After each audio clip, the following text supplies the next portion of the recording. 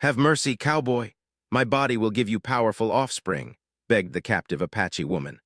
The sun was just rising over the wide, open land, painting the sky in soft colors of gold and pale pink. The plains stretched far and wide, with tall grass moving gently in the morning wind. It was a quiet moment, the kind that felt peaceful and still, as if the world itself was holding its breath. Nalina stood near a small stream, filling a clay bowl with water. Her long dark hair was tied back, and her eyes were alert, always watching the land around her. She had learned from a young age that the land spoke to those who listened. The wind, the birds, and even the silence could warn of danger. This morning, the air felt different. Too quiet, her people had camped nearby after traveling for days. The elders were resting, and the children were still asleep, wrapped in blankets made from animal skins. The night fires had burned low, leaving only thin lines of smoke rising into the sky. It should have been a calm morning, but Nalina felt a strange weight in her chest, a feeling she could not explain. She looked toward the distant hills. For a moment she thought she saw movement. She blinked, telling herself it was only her eyes playing tricks on her. Still, her hand tightened around the bowl. Back at the camp, a few men were already awake, sharpening tools and checking the horses. They nodded to Nalina as she walked back, her steps slow and careful. She placed the bowl down and went to her grandmother, who sat near the fire, quietly whispering old prayers to greet the day. Before Nalina could speak, a sharp sound cut through the air. It was not a bird. It was not the wind. It was the loud crack of a gunshot. Everything changed in that instant. Shouts rose from all sides, horses neighed loudly, and people ran in every direction. Smoke filled the air, and the peaceful morning turned into chaos. Nalina's heart pounded as she grabbed her grandmother's hand, trying to pull her to safety. Men on horseback rushed toward the camp. They wore dusty coats and wide-brimmed hats, their faces hard and unreadable. Some carried rifles, others ropes. The sound of hooves thundered across the ground, shaking the earth beneath them. Nalina tried to run, but someone grabbed her arm. She turned and saw a tall man standing in front of her. His eyes were a deep brown, and his face was marked by lines that told of long days in the sun and many hard nights. His name was Ethan Cole, though she did not know that yet. He hesitated for a moment when he saw her face. She was not what he had expected. She was not a threat. She was young, frightened, and standing between him and his task. "Don't fight," he said, his voice low but firm. Nalina did not understand his words, but she understood his tone. She pulled back, but his grip was strong. Around them, the camp was breaking apart. Some of her people had escaped into the tall grass, while others were being forced to the ground. Ethan felt a tight knot form in his chest. This was not the first time he had done this kind of work. He was a bounty hunter, a man who followed money and orders more than feelings. He told himself he had no choice. He needed the reward to clear his name, to pay his debts, to survive. Still, something about this moment felt different. He tied a rope loosely around Nalina's wrists, careful not to hurt her. She looked at him with eyes full of anger and fear. Her breathing was fast, and her body was tense, like a wild animal ready to run at the first chance. The riders gathered those they had captured and moved them away from the camp. Smoke still rose behind them, and the sounds of crying and shouting faded into the distance. After some time, most of the captives were taken away by others. Nalina was left alone with Ethan. He mounted his horse and guided her forward, keeping a safe distance between them. They traveled across the open land under the rising sun. The heat grew stronger as the day went on, and the air became dry and heavy. Nalina's feet hurt and her throat felt like it was burning. She stumbled once, and Ethan caught her before she fell. "Careful," he said softly. She pulled away from him, glaring, but she did not run. She knew she would not get far. As they moved, Nalina studied him. He did not laugh like the others. He did not shout or boast. He seemed quiet, almost thoughtful. That confused her. She had been taught that men like him were only danger. But this man did not fit the picture in her mind. Ethan, in turn, found himself watching her. He noticed how she walked with her head held high, even in fear. He saw the strength in her eyes, the way she looked at the land as if it were part of her. They stopped near a small group of trees when the sun was high in the sky. Ethan gave her a canteen of water and stepped back. Nalina hesitated, then took it. She drank slowly, not trusting him, but too thirsty to refuse. The silence between them was heavy. Ethan sat on a rock and removed his hat, wiping sweat from his forehead. He looked tired, older than he probably was. The lines on his face were not just from the sun. They were from years of running, of fighting, of making choices he did not always want to make. Naelina thought about her people. She wondered who had escaped, who had been taken, and who might never return. Her chest ached with worry and sadness. She wanted to scream, to cry, but she held it in. She would not give him the satisfaction of seeing her break. As the day passed, clouds began to gather in the distance. The wind picked up, carrying the smell of rain. Ethan stood and motioned for them to move again. They walked until the sky darkened and thunder rolled far away. When the rain came, it was sudden and heavy. They took shelter under a rocky overhang, the sound of water hitting the ground around them. For a moment the world felt small, just the two of them, the rain and the land. Naelina hugged her arms around herself, shivering. Ethan took off his coat and, after a pause, placed it near her. He did not touch her. He simply stepped back and sat down again. She looked at the coat, then at him. Slowly, she picked it up and wrapped it around her shoulders. Their eyes met. There were no words, but something passed between them. A quiet understanding, a small crack in the wall that stood between captor and captive. As night fell, the rain stopped. The sky cleared and stars filled the darkness. The land was silent again, but this time the silence felt different. It was not peaceful. It was waiting. Ethan stared up at the stars, thinking about the road that had led him here. He remembered his own past, the mistakes he had made, the people he had lost. He wondered if there was another way, a different path he could choose. Naelina lay awake, listening to the sounds of the night. She thought about her ancestors, about the stories her grandmother used to tell her. Stories of strength, of survival, of never giving up, no matter how dark the world became. She did not know what tomorrow would bring. She did not know where Ethan was taking her. But she knew one thing. She would not let this moment define her. She would find a way to survive, to hold on to who she was, no matter what. The fire between them burned low, its light flickering across their faces. Two strangers, bound by chance and choice, standing at the beginning of a journey neither of them had planned.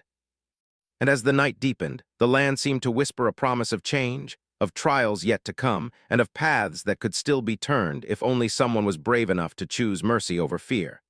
The morning light came slowly, soft and pale, touching the land like a gentle hand.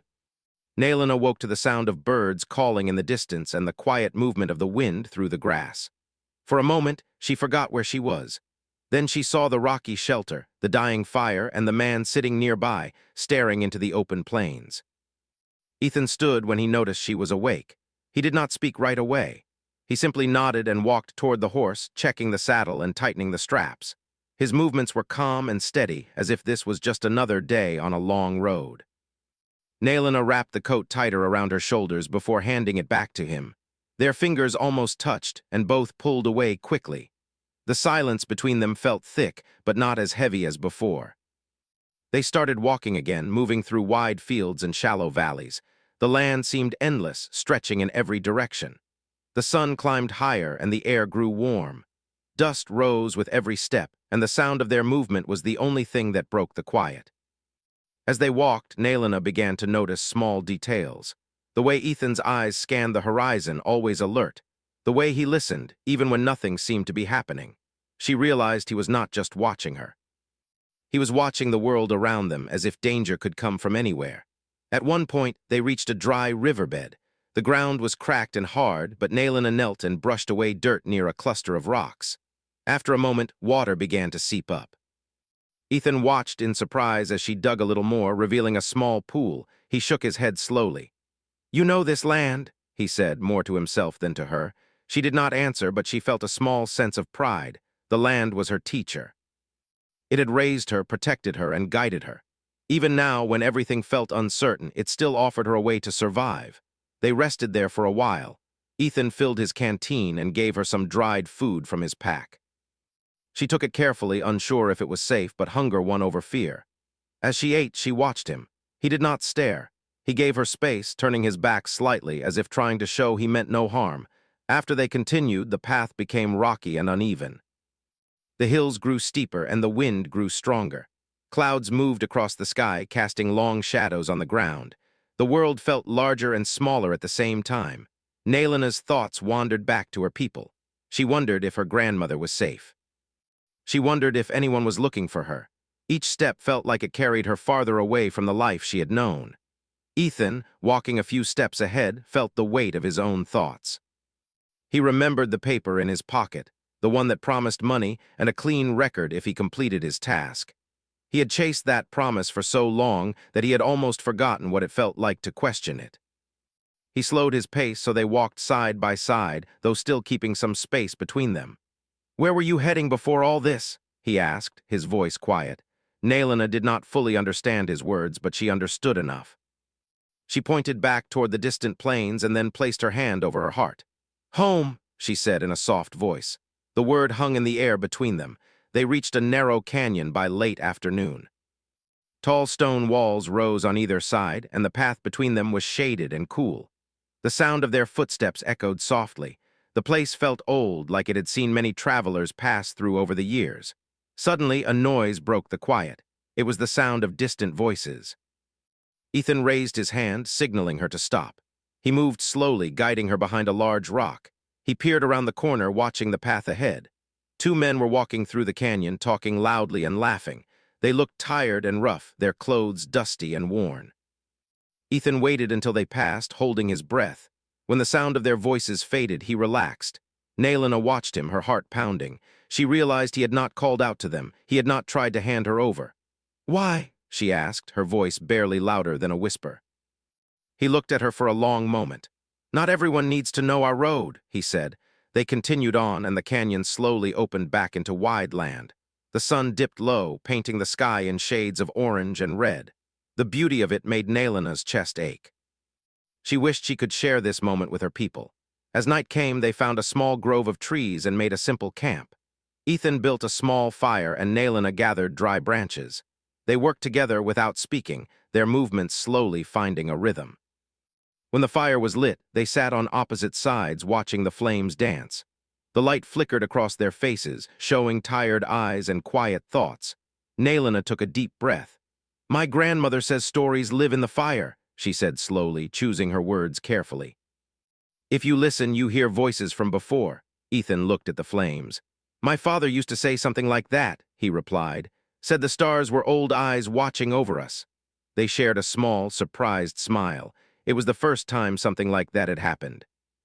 The night grew cooler and the sounds of insects filled the air. The world felt calm, but under that calm was a sense of change, like the ground shifting beneath unseen feet. Ethan lay back and stared at the sky. He wondered where this road would lead. He wondered if he had the strength to choose a different ending than the one he had planned for so long. Nalina curled up near the fire, holding her memories close. She thought about the strength of her ancestors, about the way they had faced loss and still kept walking forward. Neither of them knew what the next day would bring. But as the stars filled the sky and the fire burned low, something new began to grow between them. Not trust, not yet, but the first small seed of understanding. And in the quiet of the night, the land seemed to breathe with them, carrying their footsteps, their fears, and their hopes into the wide, waiting world ahead. The next morning came with a soft breeze that moved through the trees and carried the smell of earth and leaves.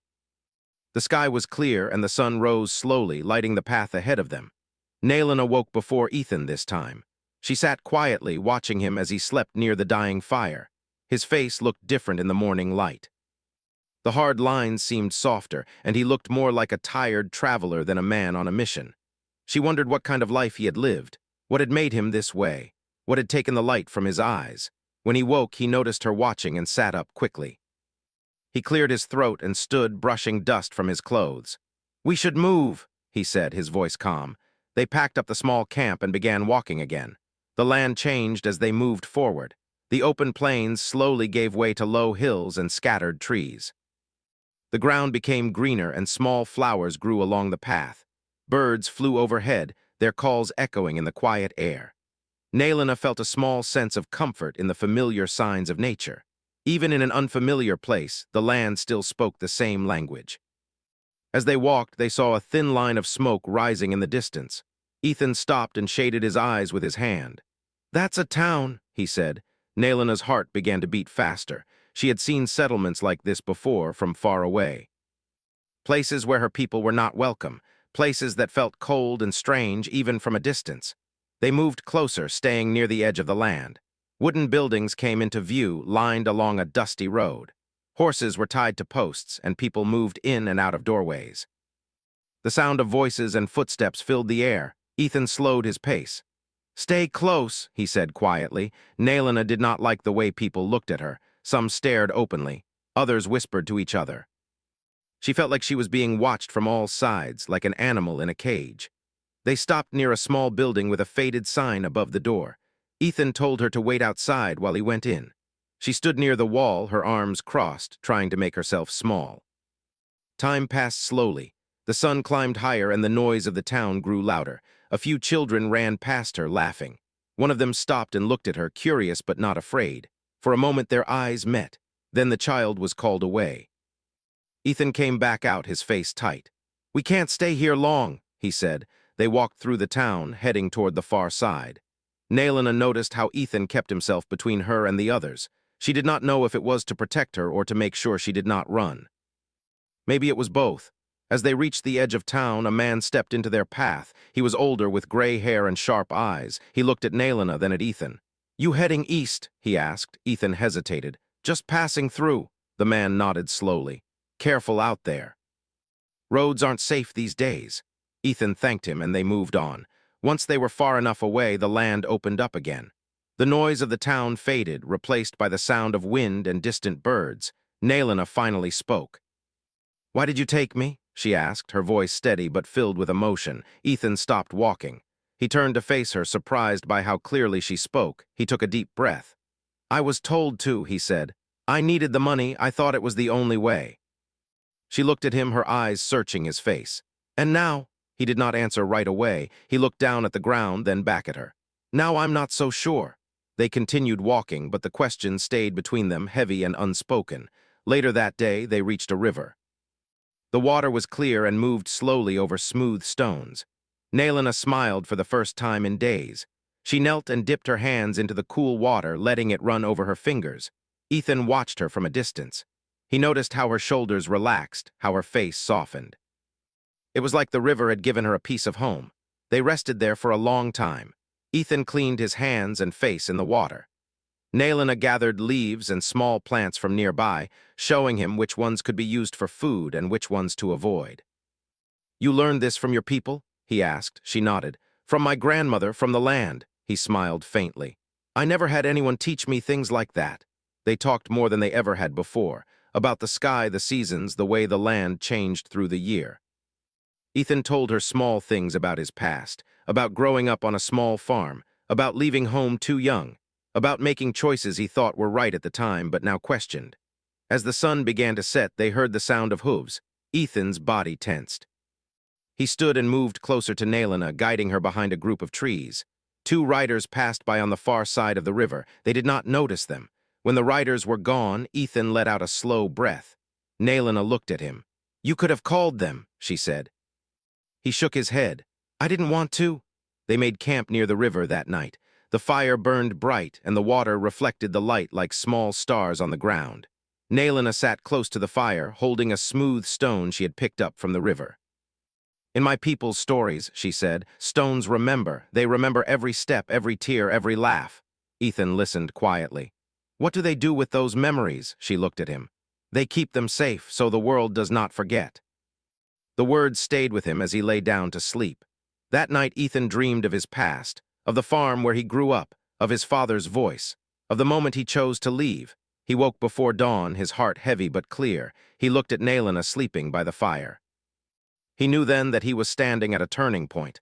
The road he had been walking for years was splitting into two, and he could not keep pretending he did not see it. When morning came, he spoke before they started walking. "There's a place ahead," he said. "A crossing. After that, the road leads where I was supposed to take you." Nalina met his eyes. "And where does the other road go?" He looked toward the rising sun. "Away from all that." They stood there in the quiet morning, the river behind them, the open land ahead. Two paths. Two choices. Nalina placed the stone she had been holding into his hand. "Whatever you choose," she said, "remember this moment."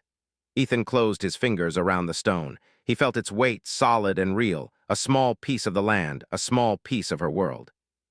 They began walking again, side by side, not as captor and captive, but as two people moving through a world that was slowly changing them both. The land stretched out in front of them, wide and uncertain, full of challenges and chances. And with every step, the space between who they had been and who they might become grew just a little smaller. The morning felt different. The air was cooler, and a thin mist floated over the ground like a soft blanket. The world seemed quiet, as if it was waiting for something to happen. Nalina and Ethan walked in silence for a long time, each lost in their own thoughts. Ethan kept feeling the small stone in his pocket. Every step made it press gently against his leg, reminding him of the choice he had not yet made. The road ahead split just as he had said it would.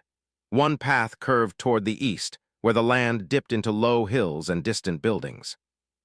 The other path led west toward wide open land and tall mountains far away. They stopped where the two paths met. Nalina looked from one road to the other. She did not say anything. She did not need to. Her eyes said enough. Ethan felt his chest grow tight. This was the moment. The moment he had been running from since the day he took her from her people. He thought about the paper in his pocket, the promise of money, and a clean name. He thought about the years he had spent chasing that promise, believing it was the only thing that could save him. He also thought about the river, the fire, the stories, and the way Nalina looked at the land as if it were part of her. A distant sound broke the silence, the faint beat of hooves. Ethan's head snapped up. He listened carefully. The sound grew louder. "Riders," he said. Nalina's heart began to race. She looked around, searching for a place to hide. There were only low bushes and a few scattered rocks, nothing that could truly protect them. Ethan grabbed her arm gently but firmly. "This way," he said, pulling her toward the west path. They moved quickly, staying low. The sound of the riders grew closer. Ethan could hear voices now, carried by the wind. They reached a small dip in the land where the ground dropped and formed a shallow valley. They slid down and crouched behind a large rock. Ethan held his breath, listening. Two riders appeared at the top of the rise. They looked around, scanning the land. "Thought I saw them this way," one of them said. Ethan's heart pounded. He felt Nalina's shoulder brush against his. She was trembling, but she stayed quiet. The riders talked for a moment, then one of them shrugged. "Tracks fade here. Let's head back." They turned and rode away, their voices fading into the distance. Ethan waited a long time before he moved. When he finally stood, he let out a slow breath. Nalina looked at him, her eyes wide. "They were looking for me," she said. He nodded. "Yes." They walked again, but now they stayed closer to the hills, using the land to hide their path. As the day went on, clouds gathered in the sky. The wind picked up and the air felt heavy. A storm was coming. They found an old, abandoned shelter made of wood and stone near the base of a hill. The roof was partly broken, but it offered some protection. They went inside just as the first drops of rain began to fall. The storm grew strong. Rain poured down and thunder rolled across the sky. The sound was loud and endless, like the world itself was breaking apart. Inside the shelter, the air felt small and close. Water dripped from the roof in slow, steady drops. Nalina sat on a dry patch of ground, hugging her knees. Ethan stood near the doorway, watching the rain. His thoughts were loud in his head, louder than the thunder. "I can't take you where they want me to," he said suddenly. Nalina looked up at him. "I don't want that road anymore," he continued. "I thought it was my only way, but it's not." She studied his face, searching for truth. "Then what do you want?" He thought for a moment. "I want to do something that feels right for once." The storm began to slow. The rain softened and the thunder moved farther away. Light broke through the clouds, filling the shelter with a pale glow. Nalina stood. "My people live beyond the mountains," she said, pointing west. "Not all of them, but some. If I can reach them, I will not be alone." Ethan followed her gaze. The mountains looked far away, their peaks hidden by clouds. "It's a hard road," he said. She nodded. "All roads are hard." They left the shelter and continued walking. The land was wet and muddy, but the air felt clean and fresh after the storm. The world looked brighter, as if it had been washed new. As evening came, they saw smoke rising in the distance. This time it was not a town, it was a small camp. Ethan stopped. "We should be careful." They moved closer, staying hidden behind trees and rocks. The camp belonged to a small group of travelers. A few wagons, some horses, and a fire burning in the center. Nalina's stomach tightened. She did not know if these people would be kind or cruel. Ethan watched for a long time. Finally, he made a decision. He stepped out into the open, his hands raised slightly to show he meant no harm. The people in the camp noticed him right away. A man stood, holding something in his hand, ready to defend himself. "We're just passing through," Ethan called out, "looking for a place to rest." There was a moment of tense silence. Then an older woman stepped forward. Her hair was gray and her face was kind but careful. "You can sit by the fire," she said, "but you keep the peace." Ethan nodded. "We will." He motioned for Nalina to come forward. She hesitated, then stepped into the light of the fire. The travelers looked at her with curiosity, but no one spoke. They made room for them near the fire. They shared a simple meal, bread, beans, and water. It was not much, but it was warm and filling. One of the travelers, a young boy, asked Ethan where they were going. Ethan looked at Nalina before answering. "West," he said, "toward the mountains." The boy smiled. "My father says the mountains touch the sky." Nalina smiled softly at that. Later, as the camp grew quiet, Ethan sat near the fire, staring into the flames. The older woman came and sat beside him. "You look like a man carrying a heavy load," she said. He let out a small, tired laugh. "Feels that way," she nodded. "Sometimes the hardest thing is setting it down." Her words stayed with him long after she walked away. That night, Ethan did not sleep much. He listened to the sounds of the camp, the soft breathing of the travelers, the crackle of the fire. He thought about who he had been, who he was now, and who he wanted to become. Before dawn, he stood and walked a short distance away from the camp. He took the paper from his pocket, the one that had promised him a different life. He looked at it for a long time, then he tore it in half, and then again. And again, he let the pieces fall to the ground and watched the wind carry them away. When he returned to the fire, Nalina was awake. She looked at his empty hands. "It's done," he said. She did not ask what he meant. She did not need to.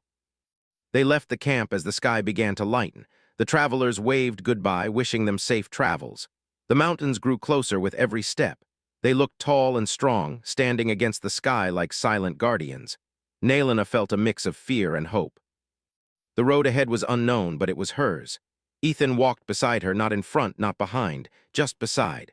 As the sun rose higher, the land stretched wide and open around them. The wind moved through the grass, carrying the sound of their footsteps into the distance. They were no longer bound by fear or orders or papers. They were bound only by the choice they had made together. And in that choice, they found something neither of them had expected. Freedom. The mountains stood tall in front of them, their peaks touching the clouds like quiet giants watching over the land. The air felt cooler here, and every breath Nalina took filled her lungs with a fresh, clean feeling. The path grew narrow and rocky, and each step had to be careful and steady.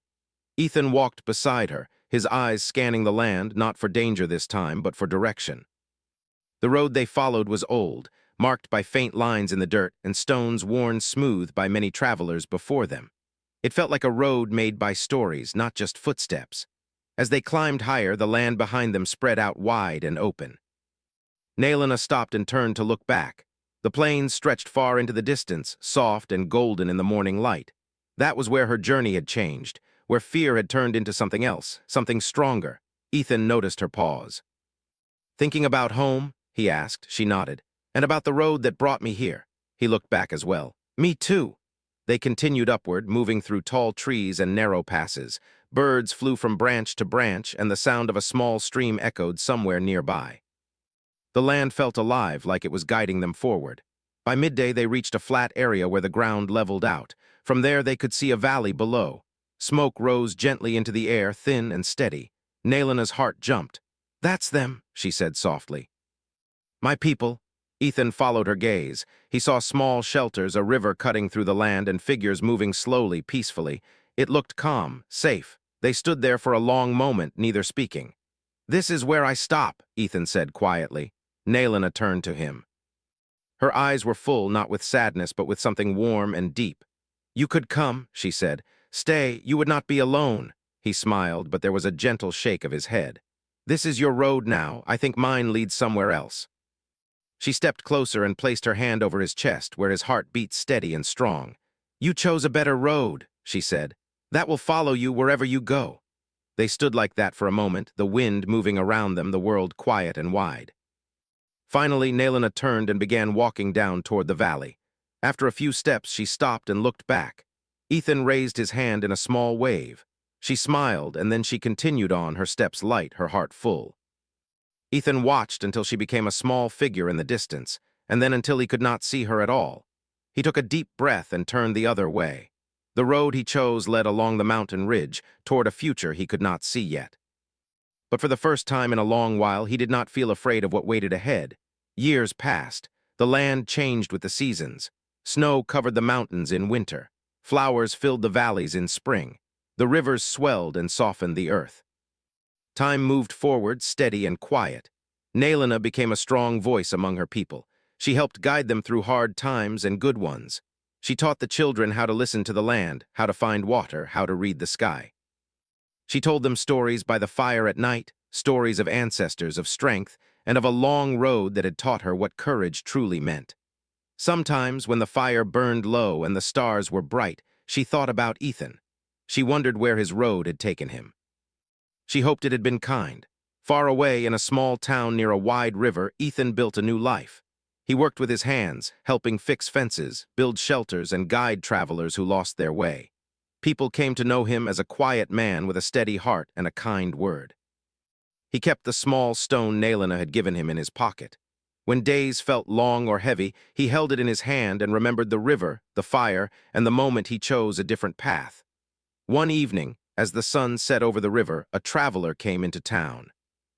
The traveler spoke of a valley beyond the mountains, where a strong leader helped keep old traditions alive, where children laughed by the water and elders shared stories of the past. Ethan listened, his heart beating a little faster. That night he walked to the edge of the river and looked at the stars. He thought about how two lives had crossed on a wide, open plain and changed each other forever. He realized something then. Strength was not about taking, it was about giving. It was about choosing mercy when the world offered easier, harder ways. In the valley, Nalina stood by the river watching the water flow over smooth stones. A young girl stood beside her, holding her hand. "Tell me the story again," the girl asked. Nalina smiled. "Which one?" "The one about the long road." Nalina looked out at the land, at the mountains in the distance, at the sky above. "All right," she said, "but remember, this story is not just mine. It belongs to anyone who chooses to walk a better path." She began to speak, her voice soft and steady, carrying across the water and into the evening air. And somewhere far away under the same sky, Ethan stood listening to the wind, feeling like the world itself was telling him the same story. Two lives, one choice. A road that did not end but kept going, carrying hope, strength, and the quiet promise that no matter where you begin, you can always choose where you go next. The land held their footsteps. The sky held their dreams, and the story lived on.